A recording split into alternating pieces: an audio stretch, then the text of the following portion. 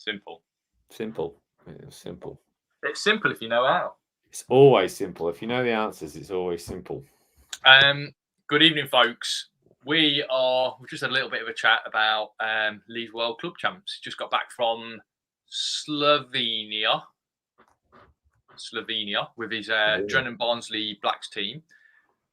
And tell everybody just briefly about how the week went, just briefly, because we're going to do a really in-depth on this about the tactics. Yeah, we are. Massive tactics involved. We're also, in a little while, we're going to draw the latest competition winner.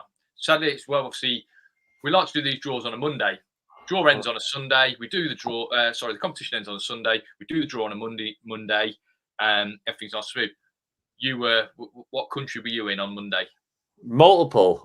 We multiple countryed it Monday. So we did Monday. We did Slovenia, Austria, Germany, and France. So it would have been. So today's the nearest, basically the soonest chance we've had to do the draw for the competition. Yeah, absolutely. So obviously the competition is closed now, but we are going to announce the winner, who's going to win the 2-night break at Makings Fishery and a load of Guru kit as well. So someone's going to be very, very happy tonight. First of all, touch on the World Clubs. Where did the team finish? What were your expectations when you went out there? Who was the team? Briefly, tactics, because I know. Yeah.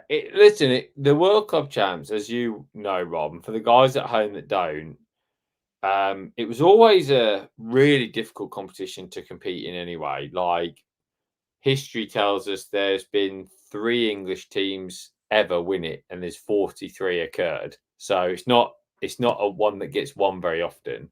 But in the last 3 years, it's been harder than it's ever been because they've introduced this rule whereby you can have 2 teams in from each country and a defending champion. So just to give an idea, there was 3 Italian teams in the comp. There's 2 Hungarian teams, French teams, Dutch teams, Belgium teams, etc., etc. So it's not just each country's got a team representing it. It's now like 2. So it's a massive match. It's 39 teams, which is huge. You think from England it was Drennan Barnsley Blacks and Census Starlets, and just beating Census Starlets is incredibly difficult because they're a brilliant team, and vice versa for them. It's not feeder fishing. This is float fishing, isn't it? This is float fishing. Lee, but the feeder club. I don't know whether you can hear. Just stop. I don't know whether you can hear the rain coming down outside. But it is absolutely hammering down. So if you can hear the rain, folks, sorry about that. But we can't quite hear it, Rob. We can't quite hear it. You might lose signal maybe in the thunderstorm. So just the feeder one is the same. The feeder club champs is exactly the same because all these teams. So you imagine you're not just getting Man United, you're getting Man City as well. That's how you need to look at it. You're getting Barcelona and Real Madrid. It's like that. So it's been incredibly difficult match to win. And I've noticed in the last 3 years when we've been lucky enough to be at the World Club Champs, the scores are so low, right? And by that I mean brilliant scores.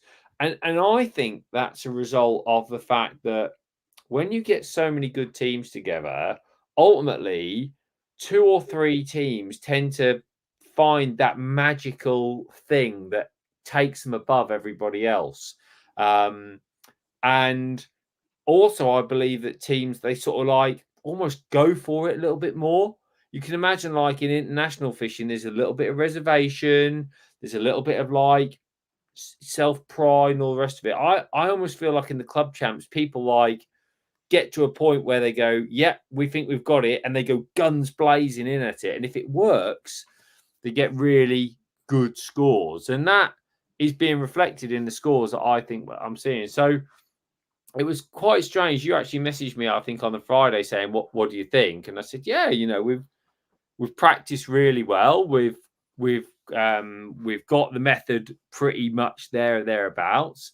So the team that fished was myself, Matt Godfrey, James Den, Oliver Scottorn, and Frankie Giannicelli.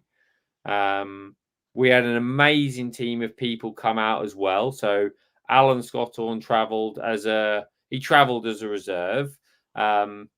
It feels really weird to say Alan Scotthorne, 5 times world champion reserve, but he chose to be that role.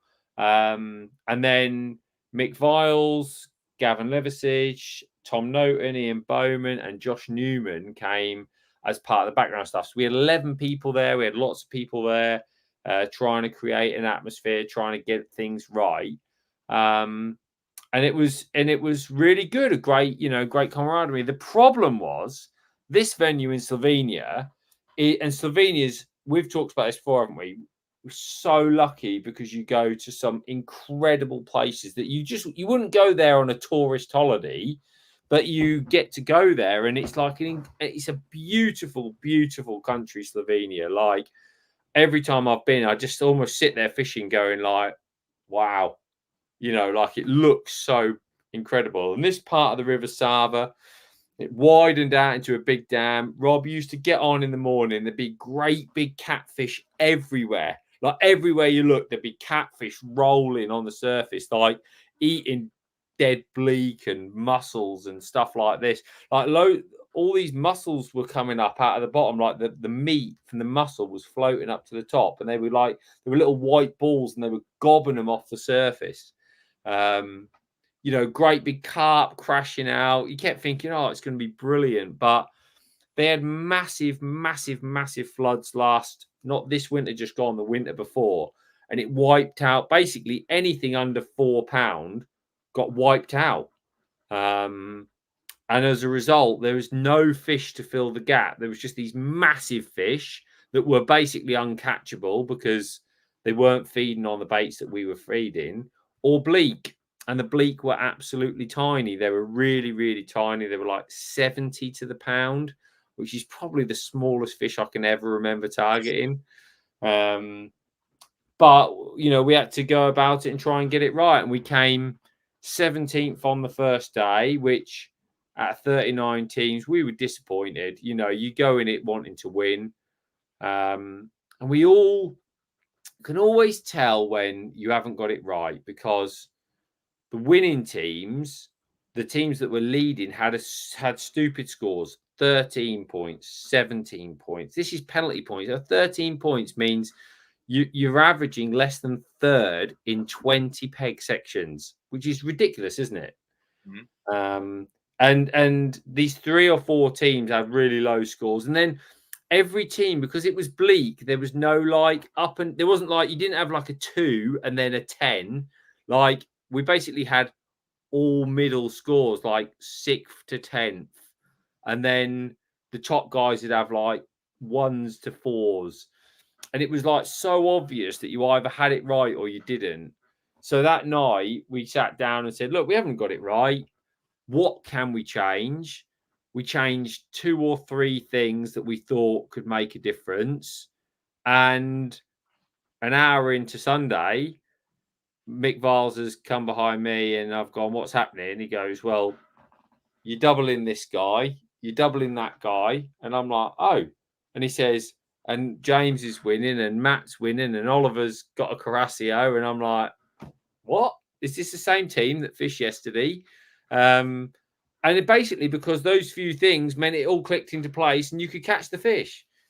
So we ended up with an incredible score. We scored 14 points on the second day, which, like I said, is only 2 teams scored lower than that over the whole weekend. And we dragged ourselves back up to 6th overall. It was impossible to come back to a medal. 40 points was the medal, and we scored 42 on the first day, so it couldn't be done. But yeah, a brilliant, brilliant trip with great people.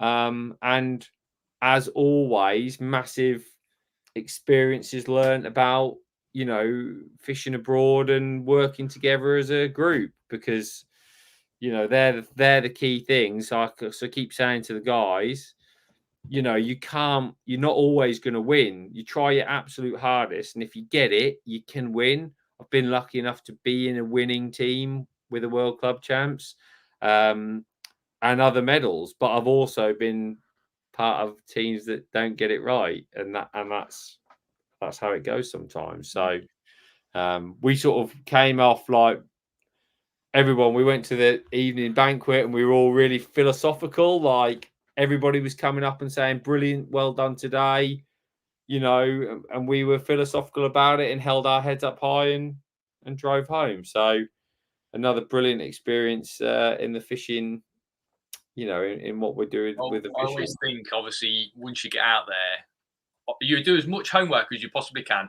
leading up to the event. And obviously, I was talking to you about it, and you were like, "It's this fishing, it's that fishing. We're going to catch these carasio. There's some carp, there's catfish.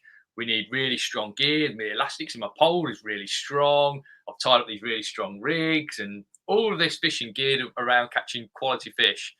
And then when you get there, it's totally different, and it just shows how you need people that can adapt, people that go out there and can adapt quickly. Often they're the guys that you want around you in those situations. And yeah, that's it. You're 100% correct, and that's what I mean. I didn't really tie a lot of rigs because I wasn't sure. My favourite highlight of the week, Rob, was the Germans had been for a practice before, and they'd caught nothing, and they sort of basically put a post out saying, "Oh, it's going to be rubbish. Just let everybody know." When we got there, the guy who owns the local tackle shop said, "Oh, you'll think we're idiots for 2 days, but then the big fish will come. Well, we hope the big fish will come." Obviously, like completely not under his control. He just was hoping these fish would come. Of course, then every day it's like an ongoing joke amongst the anglers on the bank. The big fish will come. The big fish will come. Anyway, like when we packed up on Sunday, this German guy next to Frankie's gone, "Hey, Frankie, like this, yeah." Like end of the match, he's gone, "Don't worry." Frankie's gone, "Why is this?" He goes, "The big fish will come tomorrow." So, like, unfortunately, they're still waiting a bit. We spent. I've never been to a venue ever in my whole entire fishing life where there was less bites fishing on the bottom. I've never been anywhere with as few bites. Like when I say as few bites, I fished for an entire week and never used my landing net. Neither did Matt Godfrey, Oliver. You know, well, he hooked up Crassio on the whip on the last day. Yeah, but nobody caught anything on the bottom. And we were on Thursday. It was like, right, this is going to be a bleak match. And somebody said, "What, you know, are you sure like these fish could come?" And I think James said, "Well, I've sat down. I think there's about 4,000 hours of fishing now between everybody on the bottom, and nobody's hooked anything yet." So, you know, what can you do about that? You can't do anything about it, can you? But at least there was fish to be caught, because on some venues, you know, it's like you can go there and it is just dire. It's just literally nothing. So at least you've had something to catch. It was a brilliant fishing match, right? I do you want a fishing match? Do the guys want a fishing match? Yes. And they got a fishing match. You were looking for between 150 to 250. Obviously, 250 you're winning, 150 you're bottom 5. So everybody was in this like category. That is a proper fishing match because the top guys were getting 250 and the bottom guys were getting 150 and everyone else filled the gaps in between. That's a fishing match. Yeah. That's a fishing match. I caught a few on the bottom, I caught a few short line, and I caught a few on a whip. It was good. It's just obviously every time you catch one, it's like this big. I know. Like I said, we'll go through the tactics, and Yeah, I'm interested to hear about the tactics you use for the bigger fish as well. I know you didn't catch many, but it'd be interesting to hear about how you went about trying to catch some. And we had a few good plans. Put it this way: when we all got we're the only day we hooked a few, when we all got rinsed off by them, I was tying rigs to 028 sinking feeder mono. Was the main line, and 021 power line hook lengths. So it was mental. Okay. So we'll do an in-depth about that. We'll do a proper in-depth. We'll put it on the website and on the members section of the YouTube. Yeah. There's a lot of detail. Yeah. All right. While you've been away, Lee, I've been to Boston. I've also had down Albans Lakes. So basically, I've been doing the total opposite of what you've been up to. I've been chucking a hybrid feeder and catching double figure carp in comparison to you catching. Sounds similar to what I've been doing. Yeah, flicking a whip over for some. Yeah, and I tell you what, obviously, it's been beautiful weather while you've been away. As you've probably seen, it's been absolutely stunning weather while you've been away. The fish are feeding. Still a lot of fish cruising around, but the fish are feeding. I had a day at Boston on Tuesday. It was the latest round of Gary Rogers' UK Feeder Champs. Boston was the venue. And there were some weights. There was £160. Eddie Bryden won the match, £160. 120, 112. I had 107. I was fourth in the match. And you can feed some bait. You can catch the fish. Fantastic fishing. Same again at Albans late yesterday. A venue we've got our Super League final on next week, which I think everybody involved is looking forward to. It's going to be a great match. There's a massive variety of fish to target. Obviously, Lee's in the opposing team, so I can't give away any tactics. So, because I'm fishing against Lee's team. But it was interesting fishing, and when you caught a big fish, God, it's fun to catch them big fish. It's nice. It's good to catch them. I think it's nice, Rob, that like the Feeder Masters Super League is. Last year we were fishing for roach and odd skimmers at Staunton Harold, where you probably needed in excess of 100 fish. This year, it's the big fish, and I'm going to say that even 15 minutes from the end of the second day, we won't know who the winners are. Yeah, and it could throw up a bit of a upset because without blowing our own trumpets, I would say we're probably as two teams. You go, well, they're the teams. If we can beat them two teams, we've got a chance. We're probably based on the results for the last 2 years. Bearing in mind our teams have won it. So I would say that I wouldn't want to be betting on this one. Put it that way. I wouldn't want to be betting on this final because I don't think it's a sure thing. It's going to be spicy, I think. I mean, just to give the guys at home an idea, Rob, tell them about some of the fish that are being caught. Well, I fished yesterday.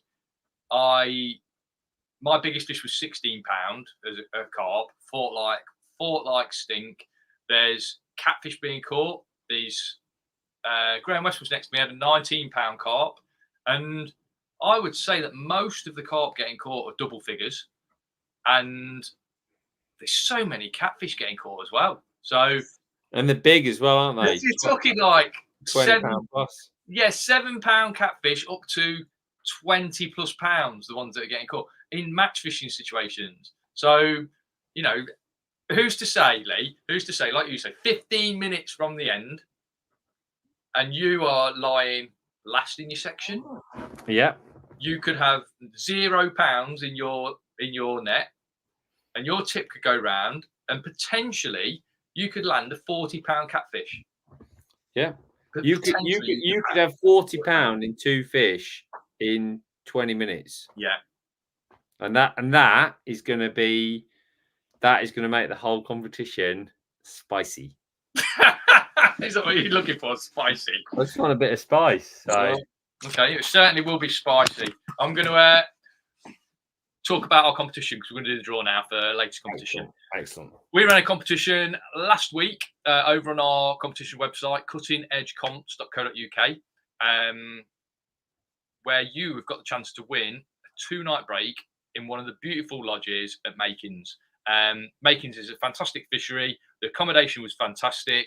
Hot tub, backs onto the lake, massive bedrooms, everything you would want in a fishing trip is there for you. To go alongside that, you've got a Guru pellet waggler rod, a Guru feeder rod, a Guru margin pole. You know, what more could you want? So you can go to Makins, use your new Guru gear, catch a load of fish. Someone, like I say, is going to be really, really happy tonight and when they go to Makins. So here is our list of entrants because Lee is going to run through how we are going to select a winner. I am, yeah. Let me bring it up here. So, if you haven't seen one of our comps before, it's dead easy. When you enter the comp, if you buy a set of tickets for the competition, you get allocated ticket numbers. These are randomly allocated between 1 and usually about 3,000 is what we set it at. So you've got a complete random selection. So you won't necessarily, if you bought 5 tickets, you wouldn't get ticket number 1, 2, 3, 4, 5. It's completely random.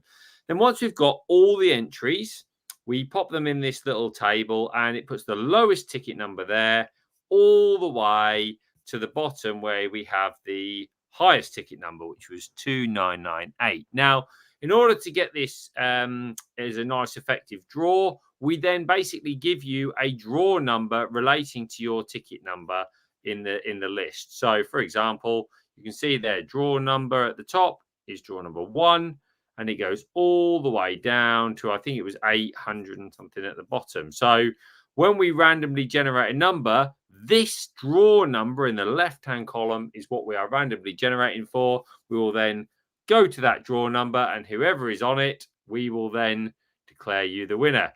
It's ever so exciting because somebody gets to win some stuff. It's my favourite moment of every show, Rob, if I'm being perfectly honest. Yeah, because we're calling it, are we calling it a show? Yeah, it's a show. Hang on. It says on my thing, you're live in the show. So I'm live, aren't I? You know. Right, okay, in the show. Okay, so to choose our winner, it's not me and Lee pulling out of a hat. We're going to use something very, very impartial, and it is Google's number generator. So I've pulled up Google's number generator. I'm just going to reset this back to 0. So we'll generate that 0. Okay, what number is our final draw number, Lee? How many entrants did we have? 876, Rob. 876. 76. So 1 to 876 inclusive. I'm going to generate our winner now. This is an amazing prize, folks. Good luck, everybody. 306, Lee. 306. Yeah, this is a great moment, isn't it? 306. 306. 306. Trevor Lim. Trevor Lim, congratulations. You have won the stay at Makin's Fishery and some incredible Tackle Guru stuff. Some brilliant Pringle stuff. Well done, Trevor. What's Lee? Tell me what Trevor Lim's ticket number was, please. It was ticket number 1012. 1012. So well done, Trevor. 1012. See Trevor's name quite a few times, to be fair, on this list, just looking around, which I'm saying he's had a few goes. He's had a few dabbles there as Trevor, so he obviously really wanted the stay. So well done, Trevor. Good on you, Trevor. We'll be in touch. We'll let you know how you go about booking your stay, and obviously we will get your prizes off to you as soon as possible. Fantastic prizes they are too. What are you doing this weekend, Lee? Are you fishing or not? Oh, well, because I've just been on the frantic and massive stamp of fish that was present in Slovenia, I have decided to go back to the Wigan Canal. What an angling experience you're having recently. My last month has been pure stamp. It's been like quality over quantity. Not ideal, but got individual national Saturday. It's the last chance, the last day the canal is open before the Division 1 in 2 weeks' time. And then we've got the 4 days for the Super League final. Thursday, Friday practice, Saturday, Sunday match. Yeah. Just before we go, I just want to say evening to Stephen Armstrong, evening to Wayne Harris. Nice to obviously see that you're tuning in, watching the show, as Lee likes to call it. The show. The show. Okay.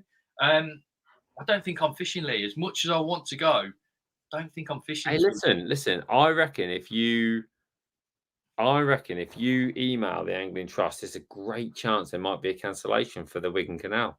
What can I do on the Wigan Canal? Can I fish a hybrid feeder? Can I chuck a Jura Banjo on? I reckon you could chuck your Jura Banjo, and you, based on recent form, you probably get a bite.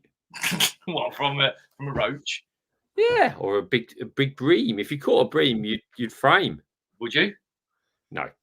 There's some good areas. You'd probably draw a basin, chuck your hybrid, and then say it was dead easy. Dead easy, yeah. Hybrid to a man, lads. That's the team tactic. Hybrid to a man, yeah. So yes, thanks for watching, folks. Congratulations to Trevor. Hope you enjoy your gear. There is a free to enter competition at the moment. So get yourselves over to the website, cuttingedgecomps.co.uk. A free to enter competition. Costs you nothing. where you can win. Rob, what can you win in this free You're training? going to win an Akuma Invicta feeder reel, which is beautiful reel, bulletproof. I've used them. Great reels. And especially when they're free, they're even better, aren't they? So if you're lucky enough to be selected for that, I think that ends this Sunday. So you've got until this Sunday to get your name down. 1 entrance per person. Can't have a million goes on it because obviously it's free. Okay, so get your name down, have a go. Hopefully we're reading your name out next week for when you've won a reel. I'm going to make sure all the garage doors are shut because I think I might have the garage door open, and it's been absolutely hammering down while I've been talking to you. Perfect. Good evening, folks.